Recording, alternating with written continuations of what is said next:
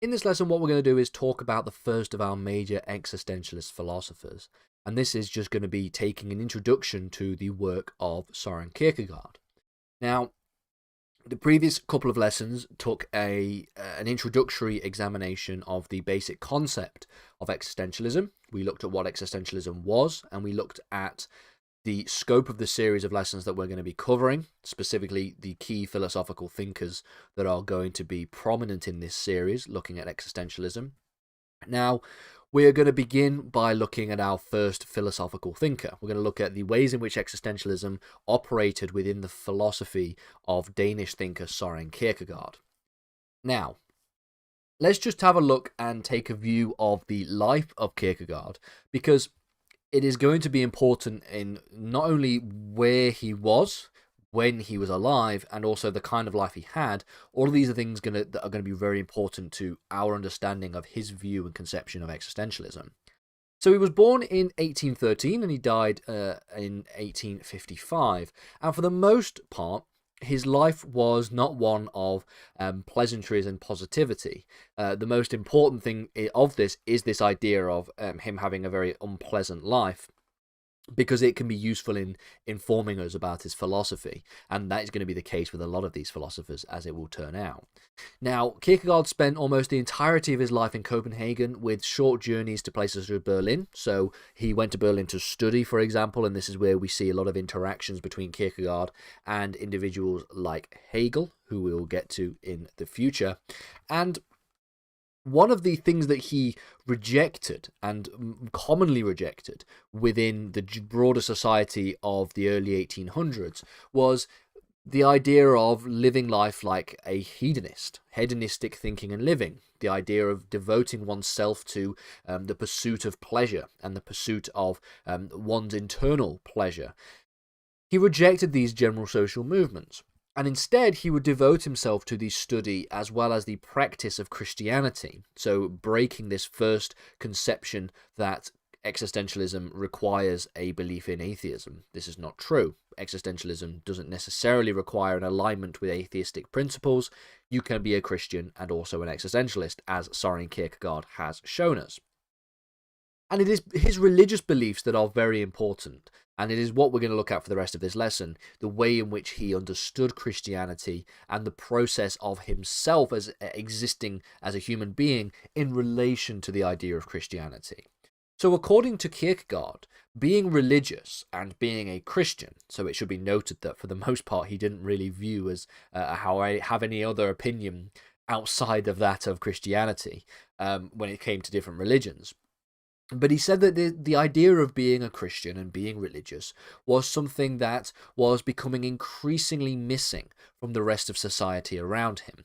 And it is from this that he believed that other individuals and other religious individuals exhibited poor examples of what it meant to be a Christian. Now, he set out to define his own message, as an individual who was going to redefine what it meant to be a Christian. And the ideas that Kierkegaard devised was that of placing Christianity within the context of an active process rather than within the context of it being a passive one. He believed that one doesn't just become a Christian by being born into a Christian family. One does not become a Christian by living in a society that is Christian. In order for one to be Christian, you have to be inherently active in that process of religious devotion. Christianity is a commitment. And essentially, according to Kierkegaard, along this view and along this line of argumentation, other religious individuals and leaders, he would understand them to be in a relatively pejorative way. He would view them with a certain degree of disdain. He thought that it was reducing what it means to be a Christian down to basic and fundamental rituals, and not the deep commitment that is actually required of an individual to be a Christian. So he had a relatively pompous and pious understanding of what it meant to be religious as something that is an active commitment to a cause, an active commitment to Christianity, and not just the following of basic and fundamental rules and rituals, something that he saw the rest of society doing, and he believed was something that was a poor example of what it would mean to be a Christian. And so his rejection specifically of rituals is something that is quite interesting, because that is almost a reflection of his basic understanding of the Christian denominations of which he ascribes. So the thing that we should probably note at the outset was that he rejected Catholicism, and he was pretty much a fundamentalist Lutheran. And so therefore, ideas that aligned with Catholicism generally, of course, were things that he would reject, and fundamental rituals and commitments of those kinds were things that were more closely associated with Catholic understandings of Christianity rather than the fundamentalist Lutheran church outlook that he exhibited. So not only was Kierkegaard relatively pompous and pious in his understanding of what it means to be a Christian and what it means to be religious, he's also very, very disparaging of individuals who don't ascribe to his specific and fundamentalist understanding of Christianity, i.e. the Lutheran outlook. So it is all of these ideas that inform us of his understanding of existentialism, or at least the flavors of existentialism that exists in his writings. Because while viewing a number of other Christians in a pejorative light, it informs us of his views on individuality, which, if we remember, is one of the key themes that exist within existentialism. So even though he looked on other Christians and other ideas of religious commitment with disdain, he thought it was irrelevant whether there are other Christians that even exist in the world. Because for Kierkegaard specifically, the act of being a Christian is something that is done alone, not in a group. And so this instilling of an individualistic idea of what it means to be religious is something that, of course, gives us a bit of the theme relating to existentialism.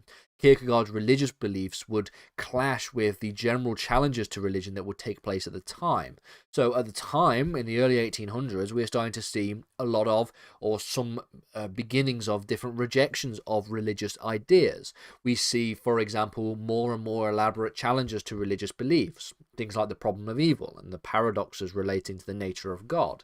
And Kierkegaard saw these challenges. He saw these ways in which people understood religious belief as having these inherent flaws, and he accepted that in order to be a Christian, in order to be an individual who is religious, it is not just simply the rational understanding of the logic of Christianity that is required. It is actually the passionate faith in the God himself that is important. Again, this ties into one of our themes of existentialism, the idea of a rejection of logic and rationality in favor for passion and emotion.